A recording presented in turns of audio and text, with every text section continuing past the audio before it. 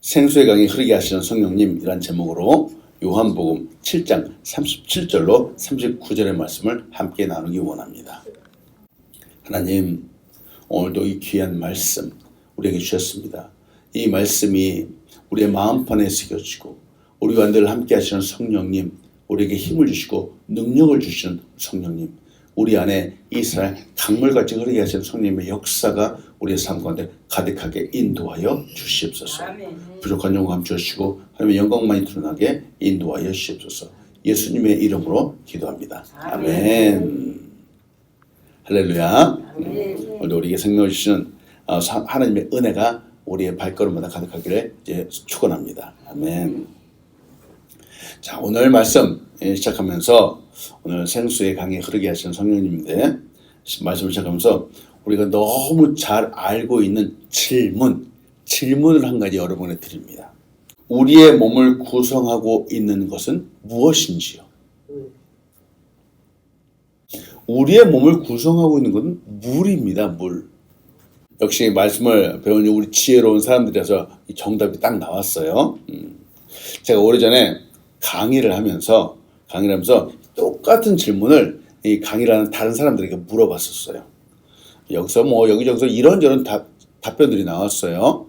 그 중에서 한 분이 우리 몸을 구성하는 것이 무엇입니까? 하니까 자기 몸을 딱 살펴보면 비계 이렇게 얘기하는 거예요.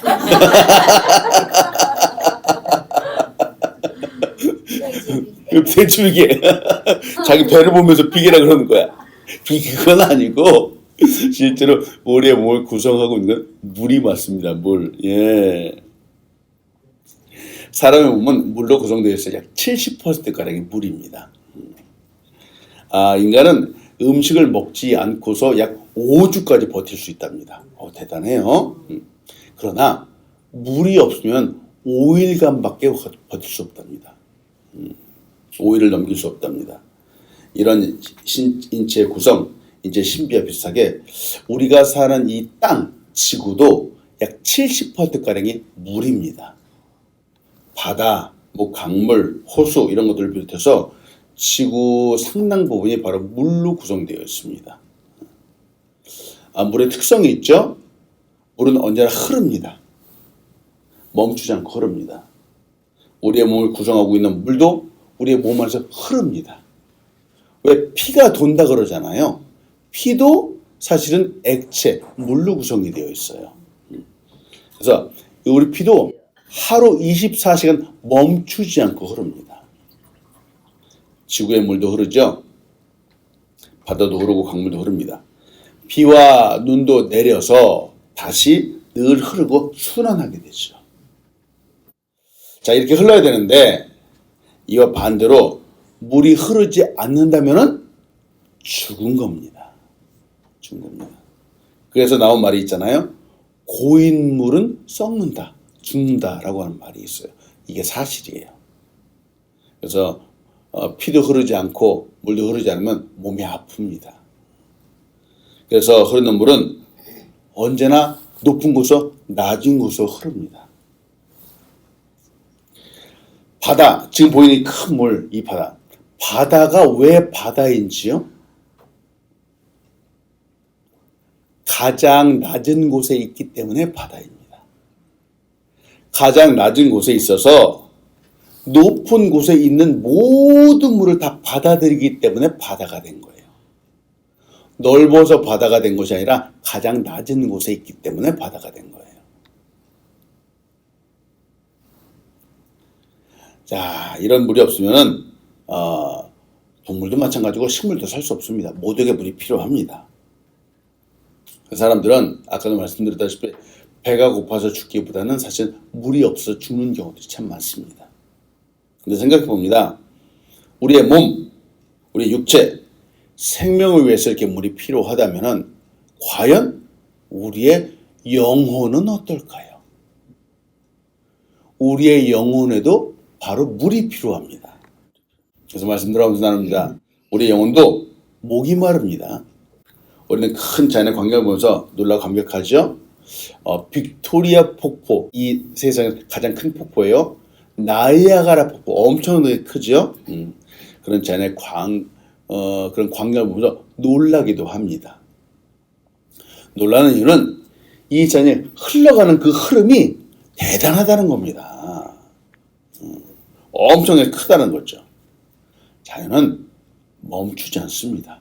끊임없이 흘러갑니다.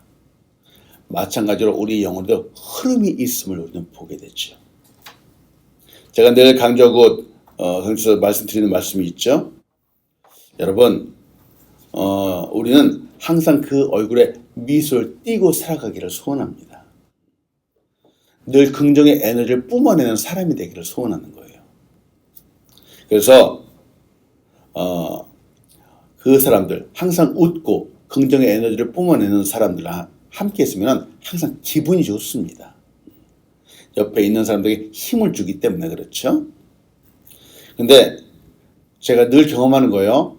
어느 분하고 함께 있으면 왠지 기분이 별로 좋지 않습니다. 큰 잘못한 것도 없는데 그분은 항상 얼굴이 무표정이에요. 때로는 늘 화나 있는 것 같기도 해요. 그런 분들은 한 번 만나고 나면 별로 만나고 싶지가 않습니다. 혹시 여러분은 누구를 만날 때 이런 느낌을 받는지요? 저는 우리 한 사람 한 사람이 늘 누구나 함께 있고 싶고 늘 옆에 가기를 소원하는 그런 사람이 되기를 소원합니다. 아멘. 하나님께서 우리에게 원하시는 삶이 바로 이와 같은 삶이 아닐까요? 생명이 흐르는 삶, 영혼의 생명이 흐르고 기쁨과 즐거움이 넘쳐나고 그 다음에 살아있는, 정말로 살아있는 것 같은 사람이 되는 것 말이죠. 예수 그리스도를 구주로 고백하는 사람, 구원받는 사람에게 바로 성령님이 거하시죠. 성령님이 거하시는 이유가 무엇일까? 왜 늘 함께 해주신다고 말씀했는데 이유가 무엇일까? 요한복음 14장 16절에서 17절이에요. 내가 아버지께 구하겠으니 그가 또 다른 보혜사를 너에게 주사 영원토록 너희와 함께 있게 하리니 그는 진리의 영이라. 세상은 능히 그를 받지 못하나니 이는 그를 보지도 못하고 알지도 못함이라. 그러나 너희는 그를 아나니 그는 너희와 함께 거하시며 또 너희 속에 계시겠습니다. 아멘. 때문에 예수 그리스도를 구주로 고백한 사람의 마음속에는 바로 성령님이 함께 계십니다. 우리는 성령과 함께 살아가는 사람들이에요. 성령님은 태초에 천지를 창조하실 때 바로 수면 위에 운행하셨던 하나님이십니다. 천지 창조 같이 하셨던 하나님이죠. 그리고 아담의 코에 생명을 넣어준 하나님이십니다. 근데 이 성령님이 바로 믿는 우리 안에 거하신다 그랬어요. 놀랍지 않습니까? 자, 이렇게 함께 하시는 이유는 새로운 창조와 새로운 생명의 근원이 되어 주시기 위해서 그렇습니다. 창조와 생명의 근원이 되어 주시기 위해서 그렇습니다. 즉 우리 안에 영혼의 생명의 흐름을 주시기 위해서 그런 거예요. 바로 이 역사를 위해서 2000년 전에 예수님이 말씀하셨죠.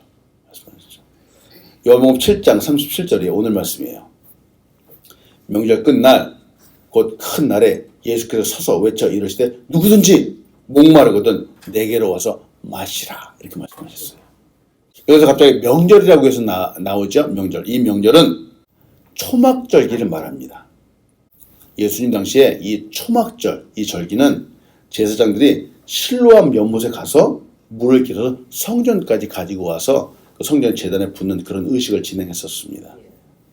자, 이 초막절의 그 뜻은 하나님께서 비를 내려주시고 풍성함을 주신 데 기억하면서 감사를 올리는 그런 절기였습니다. 초막절기가 7일간 일주일이 끝났어요. 그리고 그 끝날은 바로 8일째가 되는 날을 말해요.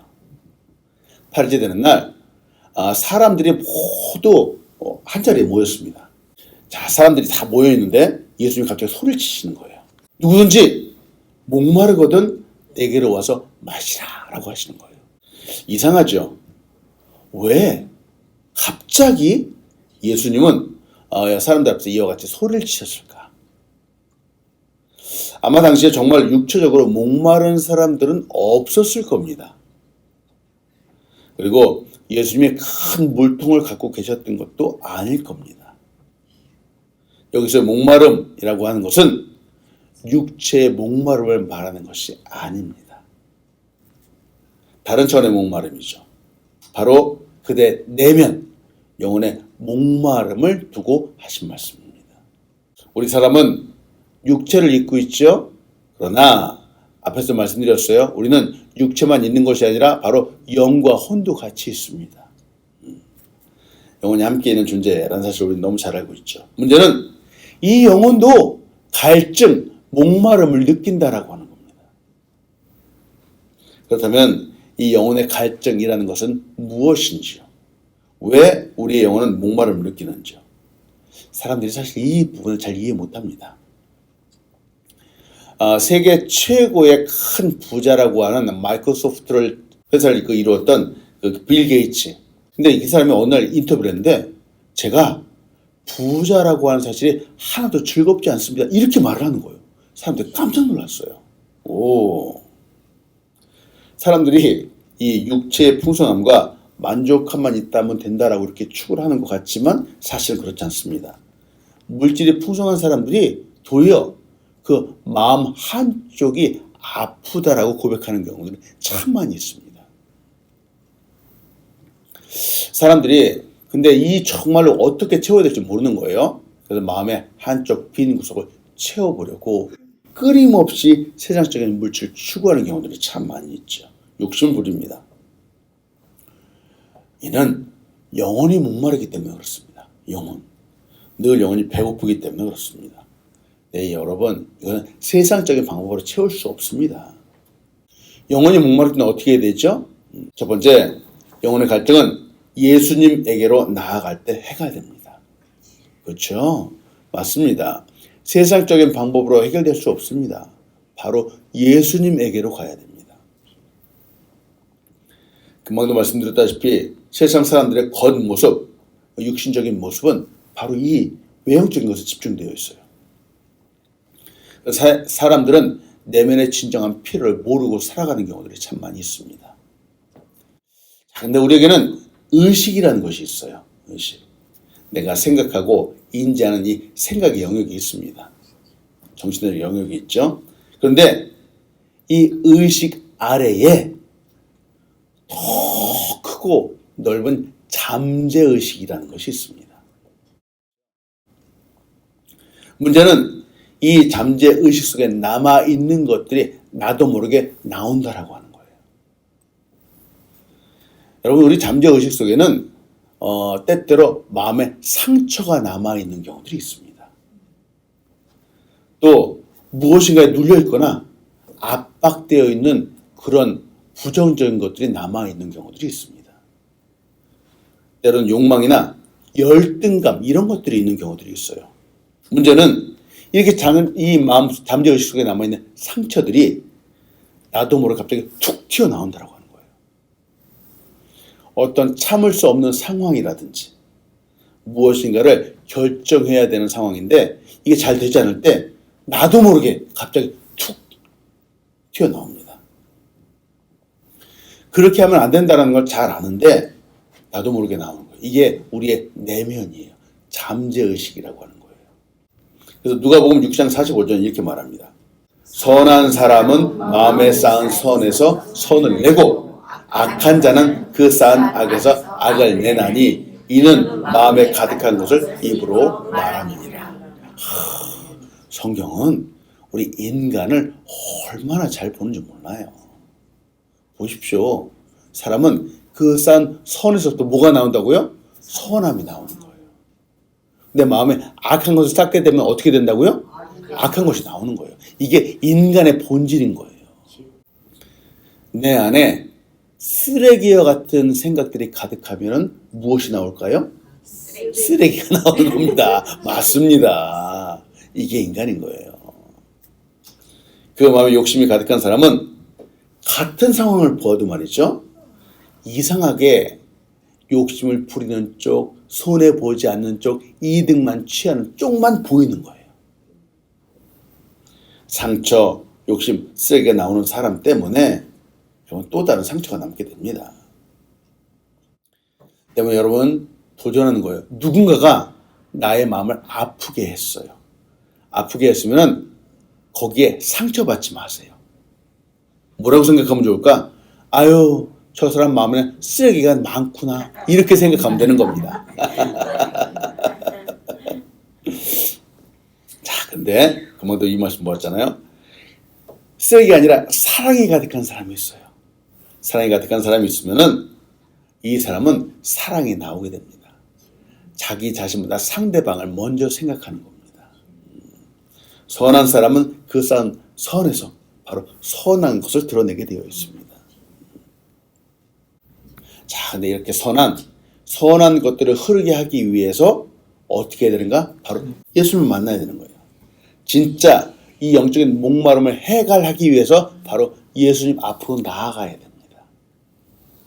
예수님만이 바로 나를 채울 수 있기 때문에 그렇습니다.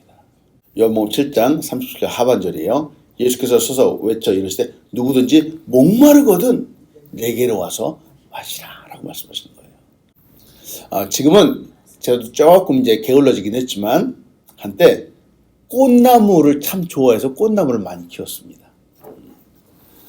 꽃나무를 키우다. 저와 좀 어울리나요? 꽃나무 키우는 게? 잘 안 어울리죠? 아마 여러분들 집안에 꽃나무들이 다 하나 두 개씩 다 있을 거예요. 어느 권사님 댁에 신방 가면은 꽃나무들이 얼마나 많은지 마치 식물원 같은 그런 분들도 있어요. 네. 어느 꽃은 매일같이 물을 주어야 됩니다. 근데 어느 꽃은 일주일에 한 번만 주어도 됩니다. 근데 선인장 같은 경우는 거의 한 달에 한 번 주는 것도 있죠. 자, 근데 모든 식물에게 물은 절대적입니다. 전혀 안 먹고 살아간다? 그런 건 없습니다. 꽃이건 나무이건 물은 꼭 필요합니다. 앞서 말씀드린 것처럼 호흡을 하면서 생명을 갖고 있는 사람에게도 물은 절대적입니다. 물이 있어야 파릇파릇한 잎을 보게 되고 또 빨갛고 노란 꽃도 보게 되죠. 물이 있어야 사람이 생명을 유지할 수 있습니다. 힘을 낼 수 있죠. 마찬가지로 우리의 영혼도 예수님이 주시는 영생의 물이 있어야지 우리의 내면을 채우게 되고 목마르지 않게 됩니다. 아멘. 예수님이 주신 물이 있어야지 쓰레기가 아니라 바로 선한 것들을 나올 수 있습니다. 영혼이 살게 되죠. 여기는 우리는 없어요. 근데 교회를 다니면서도 아직 예수님을 만나지 못한 분들이 있어요. 그런 사람들의 특징은 늘 무엇인가가 부족하다라고 말하는 거예요. 그 영혼의 갈증을 예배가 아닌 다른 것으로 채우려고 합니다. 기도와 찬양 말씀이 아니라 다른 데에서 그 영혼의 갈증을 채우려고 하는 그런 분들을 많이 본 적이 있습니다. 여러분, 예수님 한 분만 있으면 됩니다. 예수님만 있으면 됩니다. 예수님이 우리의 영혼을 채우면 됩니다. 자, 시편 16편 2절 현대인의 성경은 이렇게 말해요. 여호와는 나의 주 심으로 주를 떠나서는 내가 아무것도 좋은 것을 가질 수 없다라고 주께 말씀하셨습니다. 다윗, 우리가 사용하는 다윗은 도망 다니는 중이었어요. 정말 가진 것이 하나도 없었어요. 부족함에도 불구하고 늘 하나님을 바라보면서 하나님 때문에 만족하다라고 고백을 했죠. 이 다윗의 고백이 오늘 우리의 고백이 되길 간절히 소원합니다. 아멘. 자, 물. 그러면 예수님이 내게로 와서 마시라 라고 했는데 예수님이 주시는 물은 어떤 물인지요? 두 번째, 성령님은 믿는 자에게서 생수의 강을 흐르게 하시는 분입니다. 그렇죠? 예수님이 주시는 물, 결국 성령님이 주시는 물이에요. 성령 충만한 사람과 그렇지 않은 사람의 차이가 무엇일까요? 성령 충만한 사람은 은혜가 흘러갑니다. 다시 말씀드립니다. 성령 충만한 사람은 은혜를 흐르게 하는 사람입니다. 우리는 이와 같이 은혜가 흐르는 사람 되기를 간절히 소원합니다. 아멘. 그렇다면 이와 반대로 성령 충만하지 않은 사람은 어떻게 될까요? 은혜가 흘러가는 것이 아니라 불평과 불만이 흘러가는 사람입니다. 이게 성령 충만하지 않은 사람이에요. 그리스도의 삶과 사역의 비결은 흐르는 겁니다. 흐르는 것. 넘쳐나는 것입니다. 무엇이?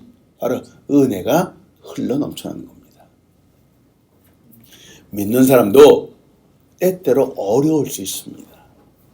그때 짜증이 넘쳐나는 것이 아니라 어려움에도 불구하고 은혜가 넘쳐나는 것입니다.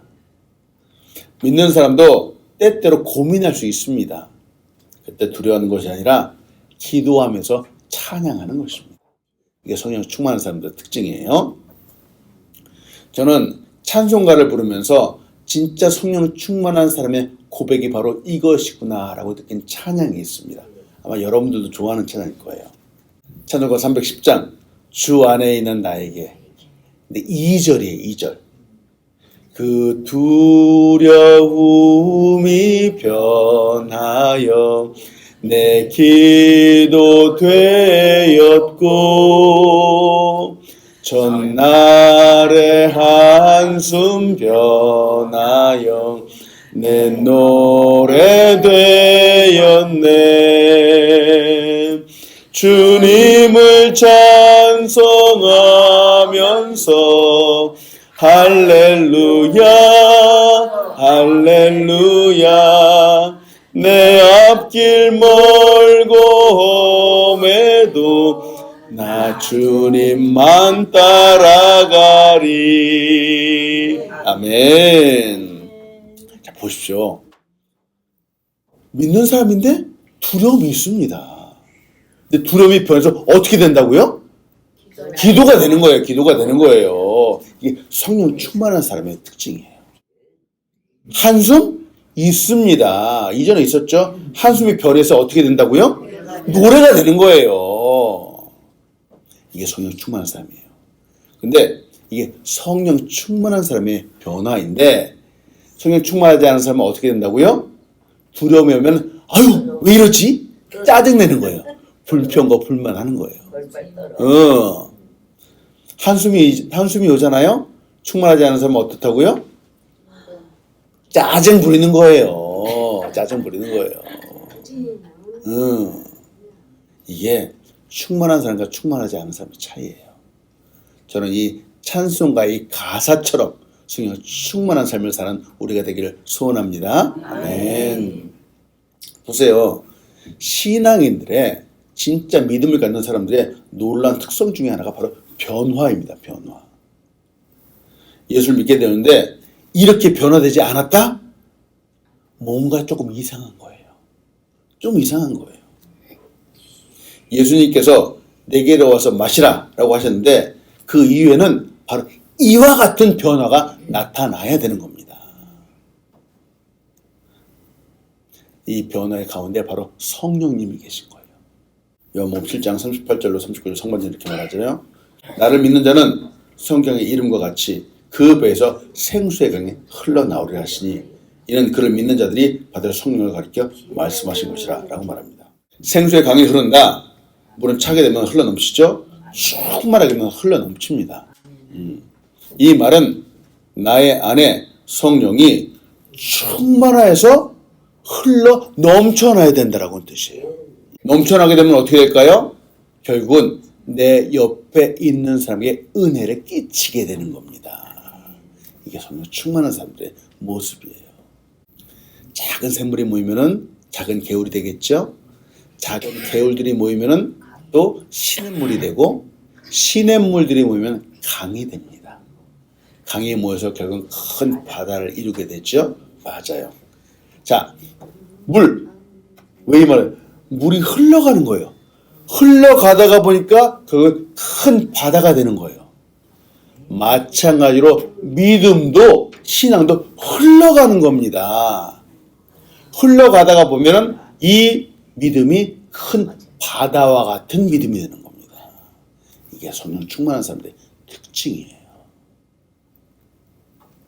결국 커지게 되고 많아지게 되는 겁니다. 흐를수록 더 커지는 겁니다. 흐르는 것은 하나님이 준 자연의 원리이죠. 그리고 영적인 흐름의 원리입니다. 보세요. 흐르는 곳에 은혜가 더 크게 임하는 거예요. 치유함도 임하게 되고 말씀도 역사하게 됩니다. 능력도 나타나게 됩니다. 예수님께서 이 땅에 계셨을 때 지난 시간에 말씀드렸죠. 사람들 만나서 말씀을 가르쳤어요. 그리고 하나님 나라를 전하셨으면 선포하셨습니다. 그리고 아픈 사람들 치유하여 주셨습니다. 너무도 많은 사람들이 예수님에게 왔었죠. 근데 어느 날 이상한 현상이 한 가지가 있었어요. 제가 성경을 보면서 참 놀랍다라고 했는데 바로 이 부분이에요. 누가복음 8장 46절이에요. 예수께서 이르시되 내게 손을 댄 자가 있도다. 이는 내게서 능력이 나간 줄 알미로다 하신대. 이 말씀은 누구의 이야기죠? 혈루병을 앓았던 여인의 이야기예요. 혈루병을 앓았던 여인이 내가 저 옷자락에 손만 대어도 내 병이 낫겠다라고 해서 예수님한테 몰래 가서 뒤에 가서 예수님 옷을 만졌어요. 그렇죠? 근데 여기서 예수님 이런 말씀을 하시는 거예요. 나에게서 능력이 나간 줄 알았다라고 말씀하는 거예요. 능력이 나갔다라고 하는 거예요. 자, 이 말은 이전은 예수님이 스스로 사람들의 병을 고치셨죠? 스스로 하셨어요. 예수님이 능력을 예수님 스스로 행하셨어요. 그런데 이때는 예수님이 직접 행하신 게 아니었어요. 이 능력은 예수님이 직접 하신 게 아니에요. 그냥 예수님에게서 능력이 흘러나간 거예요. 보세요. 은혜, 능력, 치유함, 말씀은 이렇게 흘러가야 되는 겁니다. 흘러가야. 이렇게 흐르는 거예요. 이게 성령의 충만함이에요. 예수님 높은 곳에 있는 분이 그 능력이 바로 낮은 곳으로 흘러간 거예요.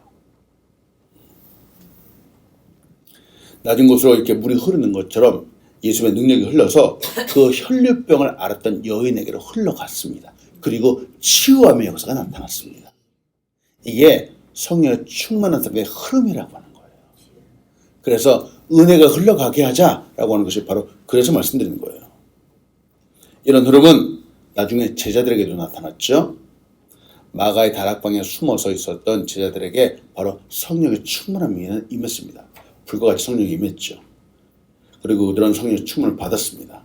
그때로부터 방언을 하기도 하고 담대하게 복음을 전하게 되었죠. 자, 이전에 제자들의 모습을 한번 보세요. 예수님이 잡히시던 밤에 모두가 도망갔어요. 베드로는 예수님을 모른다라고 3번이나 부인했어요. 그랬던 사람들이 성령의 충만함을 받고선 목숨을 두려워하지 않고 복음을 전하는 사람이 되었습니다. 담대한 사람이 되었습니다. 변화되었습니다. 여러분, 이게 성령의 충만함이에요. 겉으로 보기에는 이전과 똑같은 사람이에요. 그러나 그들의 속 사람은 변화되었습니다. 예수님이 하셨던 것처럼 은혜를 이제는 강같이 흐르는 사람으로 만들었죠. 지난 시간에 나눈 것처럼 진짜 성령의 충만함은 말이죠. 놀라운 은사를 보여주는 것에 그치지 않습니다. 진짜 충만함은 하나님 나라를 살아가는 것이며 진짜 성령의 충만함은 은혜가 흘러가도록 만드는 거예요. 변화되는 것입니다. 이스라엘에는 사해라고 하는 바다가 있습니다. 사해는 엄청난 많은 양의 물이 흘러 들어오는 바다입니다. 근데 문제는 거기에 들어온 물은 다시 밖으로 나가지 않습니다. 입구만 있고 출구가 없는 바다입니다. 그래서 사해라고 하는 뜻이 무슨 뜻인지 아시죠? 맞아요. 한자 죽을 사자를 써서 사해 죽은 바다라고 하는 뜻입니다. 물이 흐르지 않는 곳이라는 뜻이에요. 생각해 보세요. 흘러야 되는데 흐르지 않으면 죽게 되는 겁니다. 예수님의 능력도 지금 혈류병의 여인에게 흘러갔던 것처럼 예수님의 능력인데 예수님의 능력이 흐르지 않았다면 그 여인이 병을 고칠 수 없었을 겁니다. 제자들에게 있는 성령의 충만함이 흐르지 않았다면 2000년 지난 우리에게까지 이 복음이 잘 전해지지 않았을 겁니다. 여러분, 흐르는 것, 이건 성령 충만의 역사입니다. 말씀했습니다. 성령 충만함으로 흘러서 이 시대에 마음이 아픈 사람들을 치유하는 우리 한 사람 한 사람들에게 간절히 축원합니다. 우리의 사명이 바로 여기에 있어요. 치유함. 예수님께서 사람들을 치유하셨다면 그때와 마찬가지로 지금 우리가 사는 이 시대도 정말 많은 치유함이 필요합니다. 사람들이 요새 육체적으로 아픈 것보다는 지금 마음에 속 사람들이 참 아픈 사람들이 많이 있습니다. 우리는 한국 사람이죠. 한국 참 자랑스럽습니다. 요새 한국에서 있는 문화나 어떤 물질들, 그 제품들이 아주 인기입니다. 한국은 선진국이 되었어요. 현재 정말 잘 사는 나라가 되었습니다. 가난한 나라가 한국을 롤 모델로 삼는답니다. 그런데 참 OECD 국가 중에서 한국이 자살률이 가장 높습니다. 그렇게 잘 사는데 자살하는 사람들이 너무 많아요. 1위예요, 자살률이. 사회 불안지수 높습니다. 왜 이런 현상이 나타나는가? 사람들의 마음이 점점 약해지기 때문에 그렇습니다. 마음이 약해져서 그래요. 사회의 변화에 사람들이 잘 적응하지 못하는 겁니다. 이렇게 마음이 약하고 아픈 사람들이 많습니다. 이럴 때 가족이나 친구 또 사회 곳곳에서 도와주기는 하지만 우리 안에 있는 깊은 이 내면의 상처까지 그들이 보듬어 줄 수가 없는 겁니다. 바로 하나님의 도우심이 필요합니다. 이렇게 아파하는 사람들이 예수님을 만나게 되고 또 새로운 몸을 살게 되었다라고는 그런 간증들이 곳곳에 물론 있기는 합니다. 근데 아직까지 많이 부족합니다. 예수님은 2000년 전에 내게로 와서 생수를 마셔라 라고 말씀하셨죠. 그리고 지금도 여전히 와서 마시라 하고 우리를 초청하십니다. 이 물을 마시는 사람은 그 배에서 생수의 강이 흘러난다 라고 말씀합니다. 우리에게 흘러넘치는 이 생수를 이제 다른 사람에게도 흘려 보내주어야 됩니다.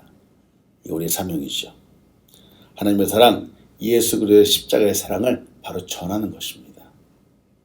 이게 성령 충만의 흐름이죠. 오늘도 이 은혜가 흐르게 하는 우리 한 사람 한 사람 되기를 축원합니다. 아멘. 기도하겠습니다. 하나님, 오늘도 귀한 말씀, 성령 충만의 말씀을 보았습니다. 하나님, 성령의 충만한 흐름 우리에게 주셔서 하나님, 우리 만나는 사람마다 우리 안에 있는 성령님으로 말미암아서 이 놀라운 은혜와 역사를 또 잘 받고 나누는 우리 사람들 될 수 있도록 인도하여 주시옵소서. 이 사명 일을 잘 감당하는 사람 될 수 있도록 축복하여 주시옵소서. 감사합니다. 예수님의 이름으로 기도합니다. 아멘.